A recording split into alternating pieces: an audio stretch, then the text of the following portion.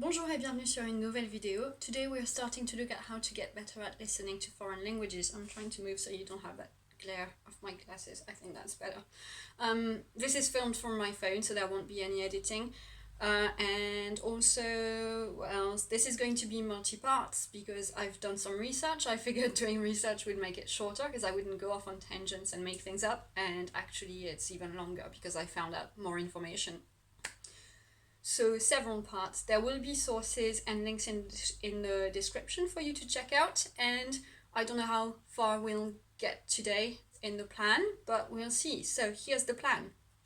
First, we're going to look at what's the point of listening to a foreign language. Then we're going to look at the challenges of listening in a foreign language. Then we're going to give you some listening exercises that you could do. Some are exercises I found by researching, and some are things I used to do when I was learning languages, and I personally found it helpful. I'm going to also give you some little things to bear in mind while you're listening to a foreign language so that you can stay motivated and stay happy and don't feel down on yourself. I will give you resources that you could use to practice listening, and then we'll see what sort of steps you could follow to make a plan and get started. Why am I doing this now? I've been a teacher of French and German for 7 years now, almost 7 years. Before that, I was a teaching assistant in a school for French, and I've been learning languages for pretty much 22 years. And one of the common difficulties in all of these experiences has been improving listening skills. And with lockdown, I feel like some of the most frequent worries my students seem to have and write to me about is I'm struggling with the listening aspect. This was really challenging for me. And so I figured this is probably a good time to share some tips. If you can think of extra tips, or if you know some things worked for you, or you know some good resources, please feel free to share them in the comments below. Knowledge is awesome in that it's like love. When you share it, everybody gets more of it. You don't lose yours, but other people gain from it. It's brilliant. So let's share knowledge. Let's spread it out for everybody. So, first part, why listen in a foreign language? What's the point of improving your listening skills? There are several reasons why that's useful. When you discuss foreign languages, most people see four skills and they're interconnected. You're going to have listening skills, speaking skills, reading skills, and writing skills. The thing is, they don't really work completely in isolation from one another. So if you improve one, you tend to help the others as well, more or less markedly. But improving your listening skill will help you definitely improve your speaking skill, but also improve your reading and your writing skills. So it's worth it. Another point is, for most of us, when we learn a language and we think about what it is to be fluent, most of us will agree that fluency in a foreign language means you can have a conversation with native speakers and be fine with it. And at first, most of us will think the hardest thing is speaking. So we'll spend lots of time practicing our phrases, using resources to, listen and repeat and all of that. And then we go abroad and we say our well-rehearsed little phrases and we're really excited because we've done it, it's good. And then people get back to you and speak back in the foreign language. And usually there's a big gap between what you've managed to learn to say and what you actually hear when people are speaking to you. So you can't actually reach that fluency. If your target is to have conversations with native speakers, you can't get that if you don't know how to listen to that foreign language in the flesh. And also, and sometimes I wish there were, but in real life there are no subtitles. You can't have subtitles under people's mouths when they're speaking to you. You just have to listen and understand. So that's really important. As I've mentioned already, improving your listening skills will mean you improve your speaking skills. You can repeat sounds and phrases a lot better if you're really familiar with the way they are. And also, 2 more points to why it's important to listen. Listening will help you Listening will help you improve your grammatical knowledge, not in a theoretical way, not in an I've learned the rules and here are the exceptions and I know it because but in a, oh, that doesn't sound right. I've never heard anyone say that before. And so that's well worth aspect of listening as well. And some of you, if you have me in class, might have heard me ask you sometimes when you're confused or like you go, I don't know how to write this or how to say that. I go, well, try different options and see which one feels right or which ones feel wrong, and maybe you're left with just one option. And you develop that feel with a lot of exposure, hence the importance of listening. And finally, listening to a lot of native speakers means that you can start picking up phrases, cool idioms that don't work the same way in your language, and that's part of the big fun of learning a language, really. So for example, if you listen to a lot of French people, eventually you might pick up the phrase un peu mon neveu, and if you look that up, literally it means a little my nephew, which makes no sense, but we use it to say of course. Meaning wise, it means of course. And so if you've listened to enough conversations, you realize that's the way French people use that phrase. It doesn't have anything to do with relatives, it's just, of course, un peu mon neveu. Tu veux un chocolat? Un peu mon neveu. So, like, do you want some more chocolate? Yeah, duh. So these are some reasons why it's useful to listen and improve your listening skills. I'm looking down a lot because I've got all my notes under the phone. Part 2, which is probably the last part we're going to do in this video to keep it a little bit shorter. Why is listening to a foreign language challenging? There are 2 key aspects to that. Sorry, I don't know what's going on. Well, I do know. I've tried to record this about 5 times before, so I think I'm getting tired of talking. Why is listening so challenging? Firstly, it could simply be a problem of you don't know the words or you don't know the grammar. And so that's making things harder. You will know that is your difficulty if you have access to a transcript, and reading the transcript doesn't help you. So if you listen to something, you're stuck, you put on subtitles or a transcript and you're still stuck, that's because you don't know the words. In that case, you will definitely struggle. So you really need to be careful with the resources you listen to. If you're a beginner, don't go and find a French TV channel that's geared at the French people and listen to the news, because you'll be really sad, you don't understand anything and you'll feel bad, and we don't want you to feel bad. It's really important that you keep a sense of achievement and a motivation that comes from that. So you need to choose the right resources. They need to be adapted to your level. They need to be something that you like, and you need to also decide on the right goals. Don't decide you want to understand every single word. It's not very likely to happen. I still don't understand every single word people tell me in England, and I've been here 9 years, so relax, it's fine. However, it does mean you need to consistently work on your vocab. You can't learn a foreign language without putting in the effort to learn your vocab. The more words you know, the more fluent you are. It's mad, right? It's language. The more words you know, the better you are at languages. Weird, but that's how it is. Now, we'll look at some resources you can use in another bunch of videos about vocab learning. It was supposed to be one video, but seeing how this one's going, I think it's probably going to be, more than one video, since when am I able to summarize and do things in a short way? Which is ironic for someone who comes from a family that was nicknamed the Dwarves. Second type of challenge that you will have in listening to foreign languages is down to sounds, and that's going to take a while to go through. If you understand written text but you really struggle listening to them, then that's probably where your challenges are. There are 3 problems that we have in this category that I've been able to figure out anyway. So one is different phonic rules in different languages that you might not be aware of. 2 is the speed. You might be used to a slower speed and suddenly native speakers speak and they go fast and you're stuck. And finally, there's the problem of perception and of the way that your brain processes sounds. So first, phonic rules. I'm not going to spend ages on this. I've got a series called On peut le dire.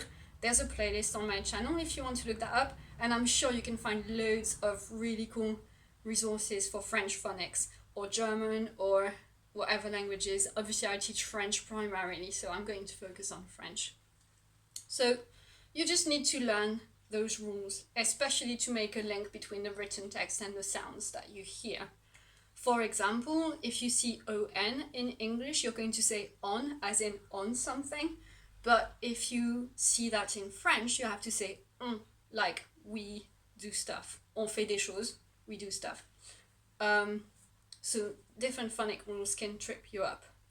Speed is possibly a problem because of several reasons. So when you're at school, whether your teacher is native or not, they have a certain pace and a certain way of articulating the foreign language for you to understand.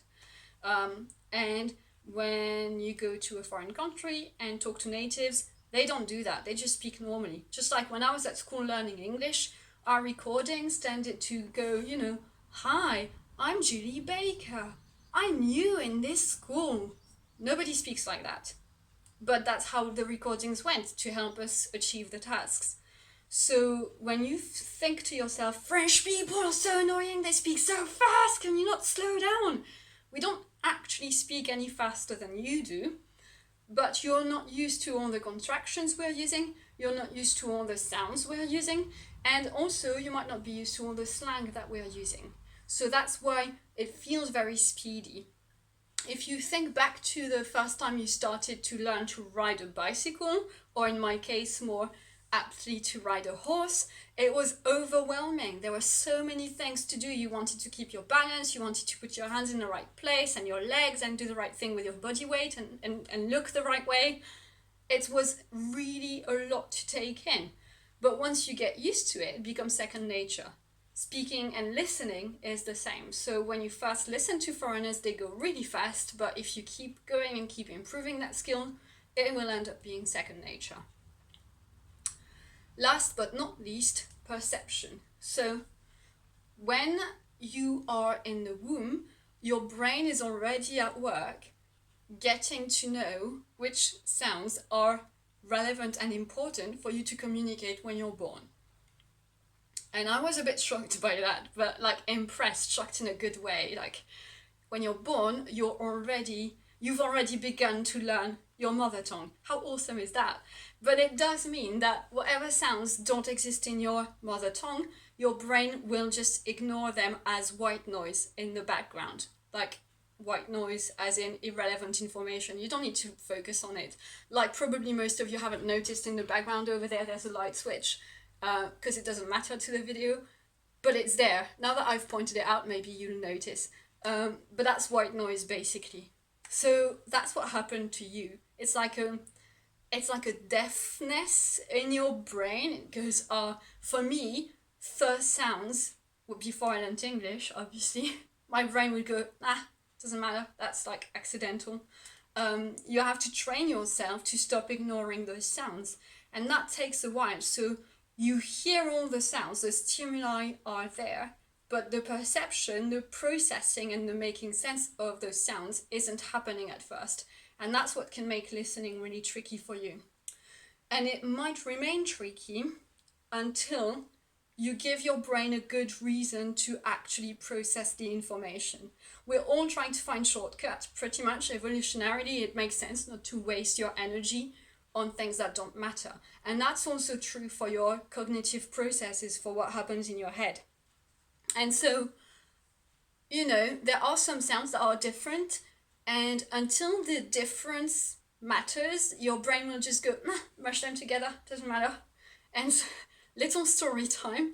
Lots of you already know that story, but in French we just have an E sound and that's it. We don't have two different E. There's just the E and that's it. But in English, you have ship, sheep. So two different sounds, vowel sounds. Ship, sheep, chip, cheap. Not the same. But for ages in my brain, I was like, it doesn't matter if I'm telling people, I came over to England on a ship. That's fine. And if I mispronounce ship, they'll know I didn't come over on a sheep, right? Like, I know sometimes the word is crazy, but you don't cross the channel on a sheep. So they'll know what I mean. So it's fine. For ages, I didn't really make the difference that much until I was training to be a teacher and I was teaching a German lesson to an all-boy class of year 9 students who didn't really like German, let's be honest. And I was just training, so I wasn't very good either. And I mispronounced the word for sheet. And you probably know what word I said instead. So suddenly, instead of going, it's fine, they know what I mean. Yes, they did. They knew what I meant. But boy, did they laugh. And I laughed along because I was like, come on, you can't, like, yeah, I just made a blunder. And it was fine, they laughed and then we laughed together and it was okay. But for the rest of that year, I was the person who didn't say sheet right. That was it. That's probably how they'll remember me forever. And that's not something that you really enjoy, or that's not something I really enjoy. So that moment made my brain go, oh my God, no. So this sound is really different and you have to nail it. You have to sort it out. And it's also made me a lot more sensitive to the difference when I hear it. So perception will improve in time with exposure, but also with relevance. Does it matter that the sounds are different? You'll have that in different languages as well. So let's recap the common challenges of listening to a foreign language. We really struggle listening to native speakers of a foreign language because we might be missing some words, we might not know all the vocab they're using. Because pronunciation rules are different from the ones that we grew up with, and so we need to become more familiar with those new rules. We also struggle because we feel like those people speak really fast. We are not familiar with the strings of sounds, we're not familiar with where items get shortcut and contracted, and so it makes it feel really fast and we struggle to follow. And finally, some sounds are brand new to us, so although we can hear them, our brain doesn't process them separately from what we already know. We like to tie things up to what we know and go from there. So it takes a while for your brain to start processing those sounds differently, and that's really important. So now the question is, how do we fix it? The answer is both simple and annoying. Listening is a skill, and every skill in life is going to be mastered by practice, practice, practice. So the bad news is you're going to have to put in some time and some effort and some focus, and you're probably going to fail quite a few times, and you might fail like I did in public spectacularly, or you might fail on your own. But either way, nobody really likes falling on their face. So that's the bad news. There's no magic recipe. If somebody tells you, I've got a thing, you're going to get good at listening within 3 days, they're lying and they're trying to sell something to you probably. And that's not going to work. That's not going to happen. You can't learn a good skill or a new skill well without putting in time and effort to build up that new, almost muscle memory. However, the good news is you've already done that work. You already speak one language. You speak your mother tongue. You can listen to your mother tongue without producing any effort, really. Words coming, you know what they mean. You just take it in. You've already done all that. And actually, science has shown that it's learning the first language that takes the most cognitive, I was going to say effort again. That's a lot of effort. So the most cognitive energy, so to speak, is spent on learning your first language. Every language you learn after that is using up less brain power, so to speak. That's the good news. You don't feel that way because you have forgotten everything that you spent the first year and a half or 2 years of your life failing at. You spent 2 years learning everything, learning to listen and speak and crawl and walk and grab stuff and hold stuff and draw and, just handle things and eat and bring something to your mouth without, missing it. You've spent 2 years, if not more, learning that, but you don't remember it. So for you, it's second nature and you think you've never had to learn it, but you have. And you can likewise learn a new language, only this time, instead of a process that becomes unconscious because you forget all about it, you will have to put in the effort consciously and you will remember the hard work you've put into it. I remember the hours I've spent copying my irregular verbs in English and German and Latin.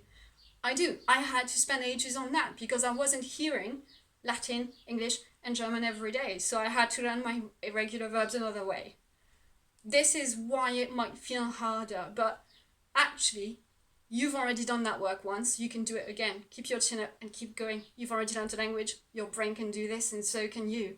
And I'm going to end this video here, and we'll do another one later for parts 3, 4, 5, and 6, hopefully. So yeah, I hope this is sort of helpful. I hope you're motivated. I hope you feel like you can do it, because you definitely can. And that's it. I'll see you in another video. Comments down below if you have anything to say, like if you like this video, subscribe if you haven't already done so, and share with people this might help. Sorry about the glare. I haven't figured out where to stand. There you go. And that's it. Bye!